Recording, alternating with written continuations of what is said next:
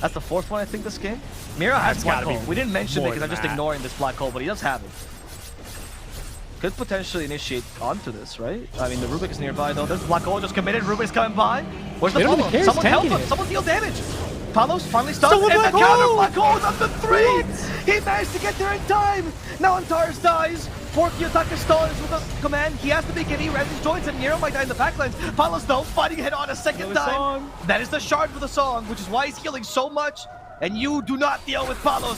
If Palos is in close quarters with you, turns into a pig, goes for the ensnare, he still has silence. The Sportling is taking too much damage. Ramses is down. Kiyotaka. Say hello to Carlo, position 5, and Carlo. Crystal Maiden Extraordinaire. Congrats, Carlo. And once again, with Execration, it's always a team interview with them. Yes. In case you haven't tuned into our ACA DPC. How is it going, boys? And what are the vibes like? Congrats on your first win here in the DreamLeague Season 19.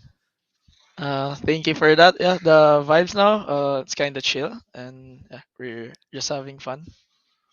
Yeah. You know, we're looking at stats, and even since the the Animator, you guys still got 1-1s in consistent group stages, online tournaments, any international tournament, just 1-1s. This is actually a 2-0 that hasn't happened for years, man. How does it feel, man? Do you feel like you're finding yourselves now? I would say it's gonna be a good momentum for us.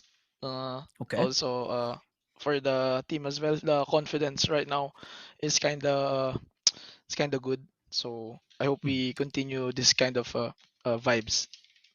Okay. Let's talk about. If I can, sorry, I wanted to ask about the confidence and building things up, Avo. Sorry to cut you off, because we casted your first game yesterday, where you pulled out a new hero for Bob that we were surprised to see. It was the Pangolier.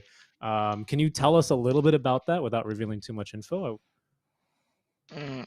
I would just say the way we pick heroes, or like the way Kimo is trying to give us heroes, is based on the player. So what the player wants to play, he's gonna give it, as long as it connects with the team. Okay. I like to ask about these games because I think they're a good example of what you guys do, particularly game number 1, which is absolutely crazy for you guys. In those very late game scenarios, who usually does the shot calling for you? Usually the shot caller is Palos, so the horse, Okay. even Bob and Tino. So they're the ones that leading the team.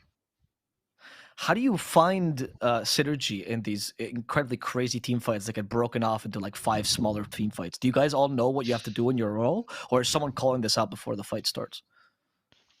One thing maybe what we're good at, before the team fight starts, usually we talk about who to target, and also what heroes do we need on a specific hero. Also in the like everybody's just really good at who to target.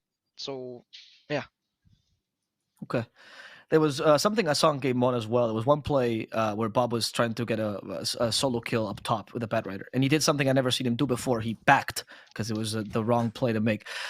You guys have been finding a lot of more consistency recently. I've seen that you guys are actually backing more often. Is this something that you were working on with March or with Kimo to be more defensive sometimes or safer? I would say the games that we had, even in the scrims, it's really learning for us, like every day. So we know what to actually improve on and what to focus on. That's one thing as well, the discipline and what fights we should take on and what not. Okay. Carlo, I was a little bit curious because I think this is going to be the team's first time in Europe, if I'm not mistaken. You guys are now getting a little bit more used to travel after the Lima Major experience. How are you finding I guess the pubs in Europe is my first question for you. What do you think of the pubs in Europe compared to C?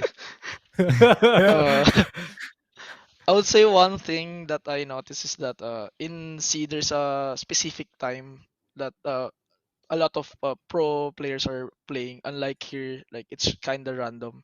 So yeah, like you meet a lot of different different animals.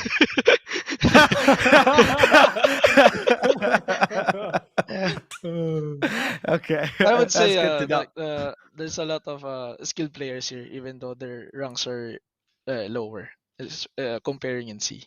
Yeah. Do you still build as a carry support like you do in C, or do you actually you can play normal 5 here in EU? I'm just playing normal 5. Yeah. Nice, nice. Okay. Are you guys enjoying the stay as well in general? Because I know you've had been abroad a couple of times. How do your teammates who've usually stay in sea deal with the food and the lack of flavor, especially because you're Northern Europe? Is that okay? Have you found a Filipino place to order from? I think that was our first step. Our first goal here was to actually find a Filipino store. We were just lucky enough that we came across some Filipinos when we were outside. Then they pointed us where to buy rice. So Oh wow! at the first day was we're kind of struggling because we're trying to find rice. So you got the rice puff for second day. That's what the 2-0 is coming out, right? Now you're Yeah, set for life. Okay, nice. Well, Carlo, it's always a pleasure talking to you. Congratulations, your victory once again against Hellraisers. Any shout out you'd like to give before we close the interview? shout out to my family and also to my our execration friends and family, Boss B and friends there, and also to my girlfriend Z. Okay.